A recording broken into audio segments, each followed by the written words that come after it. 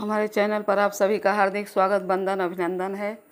आइए, आज मैं एक नाच गीत पेश कर रही हूँ, बहुत धमाकेदार है। आइए सुनते हैं कैसे। तीन गो बचनिया हमरी माना, तब तुहसे राजी हो बलमुआ। तीन गो बचनिया हमरी माना, तब तुहसे राजी हो सजनवा। राजी हो सजनवा हमरे, राजी हो सजनवा। तीन गो बचनिया हमरी माना, तब तुहसे राजी हो सजनवा। क्या क्या? अरे बदरा के कंघी अजोरिया के ऐना, बदरा के कंघी अजोरिया के ऐना। तरई कटी कुली ले आवा, तब तुहसे राजी हो सजनवा। तरई कटी कुली ले आवा, तब तुहसे राजी हो सजनवा। राजी हो सजनवा हमरे, राजी हो सजनवा। तीन गो बचनिया हमरी माना, तब तुहसे राजी हो सजनवा। तीन गो बचनिया हमरी मानी, तब तुहसे राजी हो सजनवा।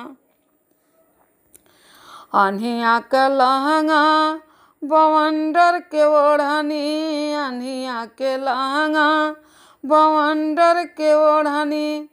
तूफानवा के चुनरी मंगावा, तब तुहसे राजी हो सजनवा। अरे तूफान मेल चुनरी मंगावा, तूफानवा के चुनरी मंगावा, तब तुहसे राजी हो सजनवा। तीन गो बचनिया हमरी माना, तब तुहसे राजी हो बलमुआ। राजी हो बलमुआ हमरे, राजी हो बलमुआ। तीन गो बचनिया हमरी माना, तब तुहसे राजी हो बलमुआ।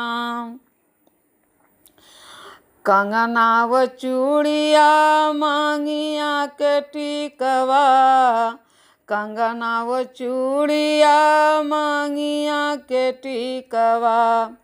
गरवा में हरवा ले आवा, तब तुहसे राजी हो सजनवा।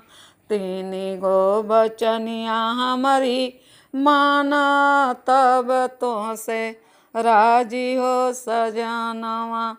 राजी हो सजनवा हमरे, राजी हो सजनवा हमरे, राजी हो सजनवा। पेरिस लंदन घुमावा, तब तुहसे राजी हो सजनवा। पेरिस लंदन घुमावा, तब तुहसे राजी हो सजनवा। तीन गो बचनिया हमरी माना, तब तुहसे राजी हो बलमुआ। धन्यवाद। अगर ये गीत अच्छा लगा हो तो प्लीज़ लाइक, शेयर, सब्सक्राइब जरूर कीजिएगा। धन्यवाद जी।